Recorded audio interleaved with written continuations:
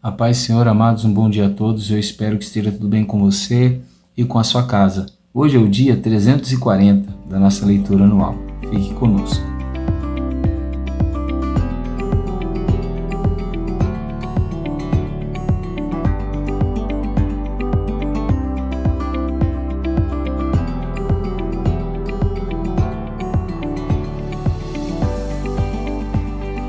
Bom, amados, nós estamos terminando hoje a carta de Éfeso e a nossa porção diária de hoje vai do capítulo de número 5 até o capítulo de número 6.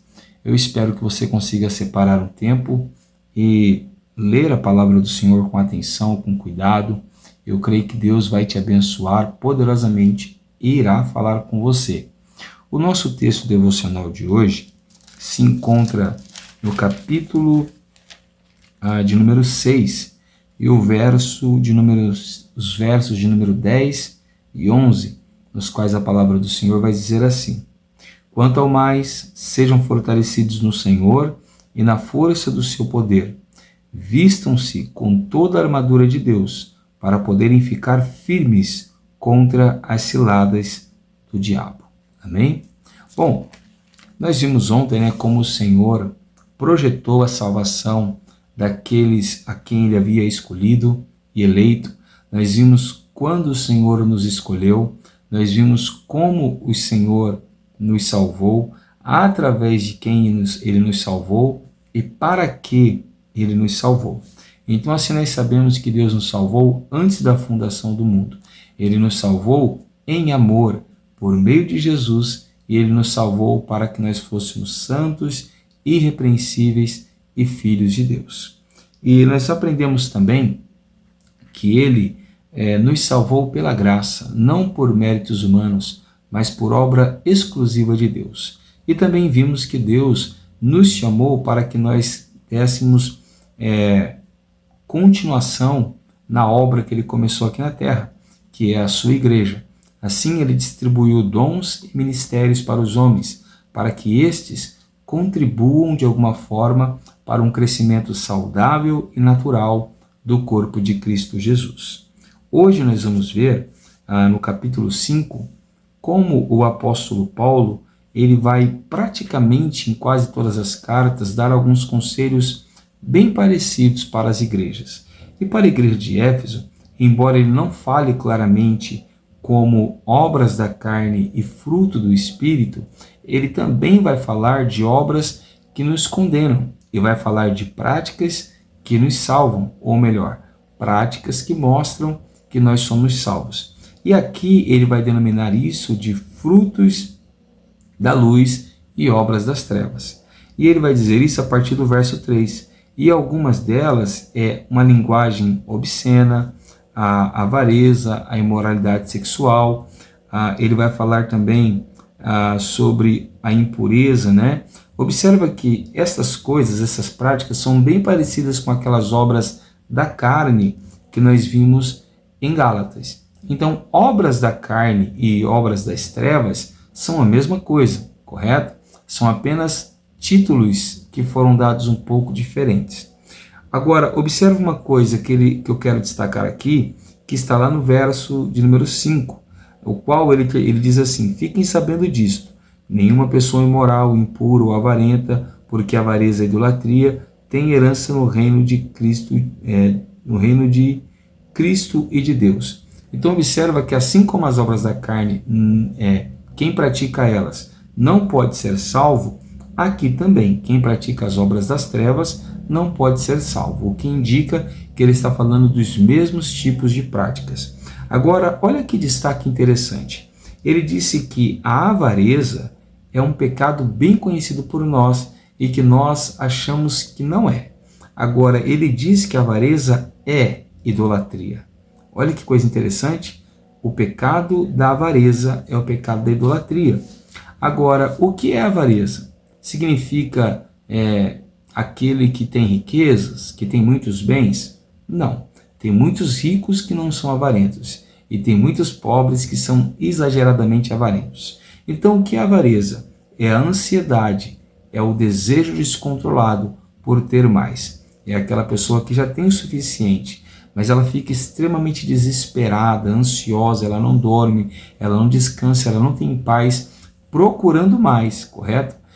Pastor, eu tenho um problema eu buscar mais para a minha vida material? Não. O que nós não podemos é viver de uma forma desenfreada, procurando sempre mais sem uma saciedade, correto? Em contrapartida, ele vai chamar os frutos de salvação de fruto da luz. O que consiste o fruto da luz? O que é o fruto da luz? As mesmas coisas que são o fruto do Espírito, né, que está lá em Gálatas também. Então, lá no verso de número 9, ele diz assim: porque o fruto da luz consiste em toda bondade, justiça e verdade, tratando de descobrir o que é agradável ao Senhor. O que é agradável a Deus? Longanimidade, mansidão, amor, domínio próprio, né? Todas essas coisas são agradáveis a Deus. E elas são o fruto da luz aqui em Efésios, que também é o fruto do Espírito lá em Gálatas. Agora, olha que coisa interessante. Se Deus tem condenação lá em Gálatas para aqueles que praticam as obras da carne, aqui Deus tem ira e também condenação para quem anda em desobediência. É o que ele diz no verso 6, quando ele diz: não se deixe enganar com palavras vazias, porque a ira de Deus vem sobre os filhos da desobediência por causa dessas coisas. Que coisas? A prática de coisas pecaminosas. Amém? Bom, ele diz então para nós nos despertarmos e não ficarmos dormindo quanto às coisas espirituais. E nós observamos que muitos irmãos têm rejeitado, desprezado aquilo que é espiritual, e não deveríamos fazer assim. Amém? Depois, ele vai dar exemplos de como deve ser um lar cristão. Ele começa pela mulher, dizendo que a mulher ela é semelhante à igreja de Cristo Jesus. Então, a mulher ela deve respeitar e se submeter ao marido, assim como a igreja está sujeita e submissa a Cristo Jesus. O marido, ele compara com Cristo. Olha que parâmetro elevado. E ele diz que assim como Cristo amou a sua igreja e se entregou por ela, assim também os maridos devem amar as suas esposas e se entregar por elas, se necessário. Ele também não para nesses conselhos. Ele vai dar conselhos também para os filhos. E qual é o conselho para os filhos? Obedecer os pais, assim como nós obedecemos ao Senhor, porque isso é justo. E além de justo, isso é o primeiro mandamento com promessa. Por quê? O filho que obedece o pai tem os seus dias prolongados na terra e o Senhor o abençoa.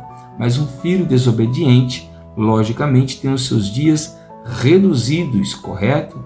E a bênção de Deus não pode estar sobre ele.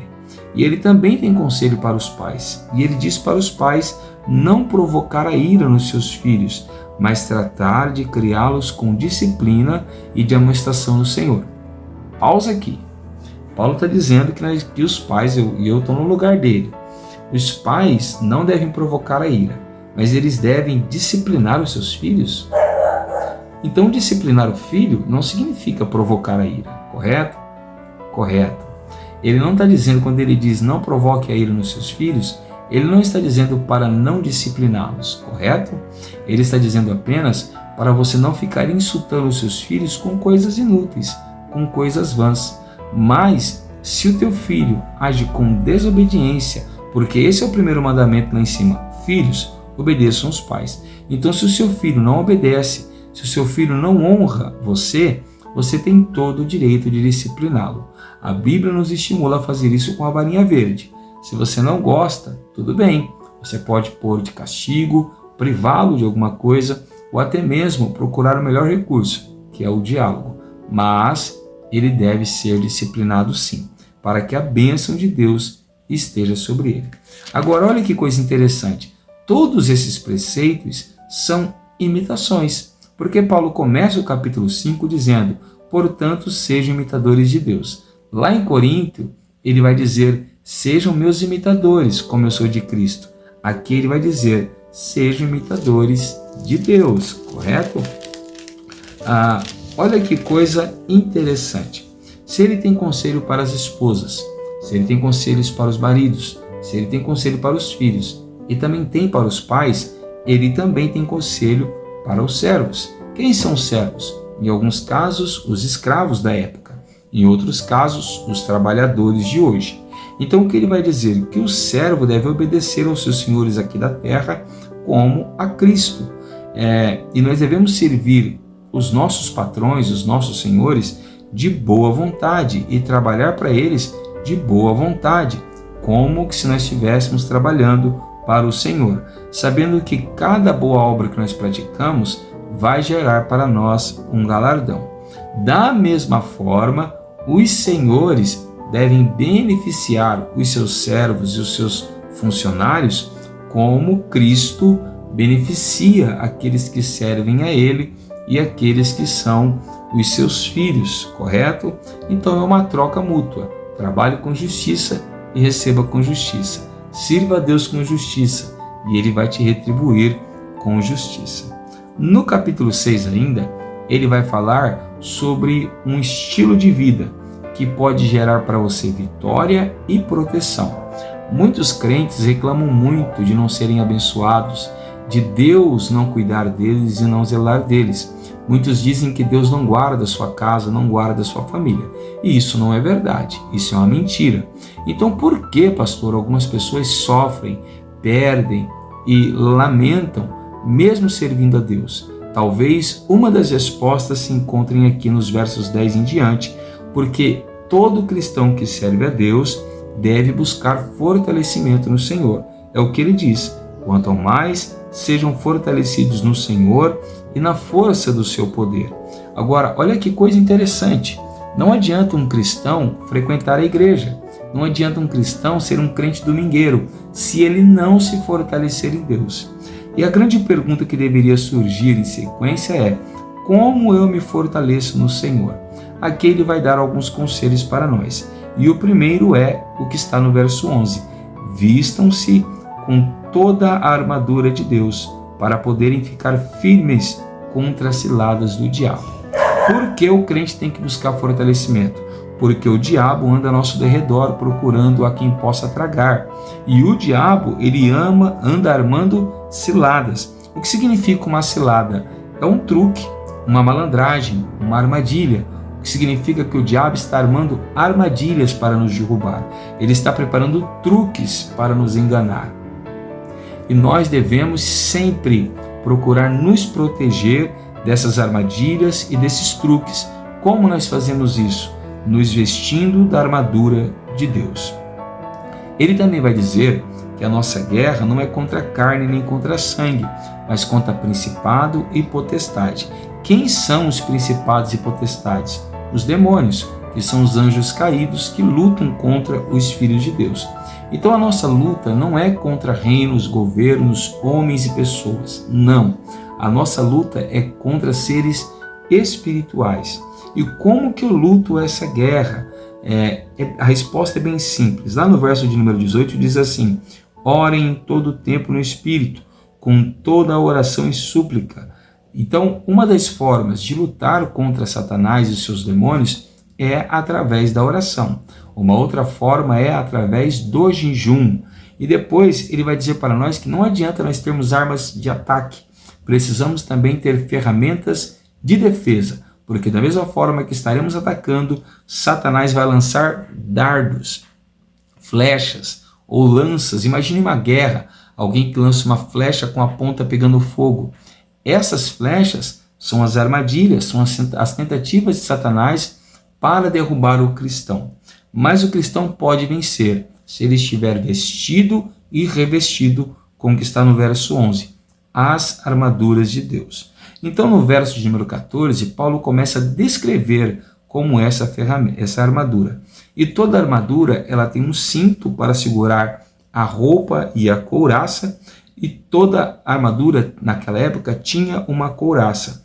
Os pés eram calçados com uma sandália especial, e depois esse soldado trazia sobre os ombros, sobre o antebraço, um escudo, e ele também trazia sobre a cabeça um capacete. E na outra mão, geralmente na mão direita, uma espada. Assim, esse soldado estaria preparado para ir à guerra.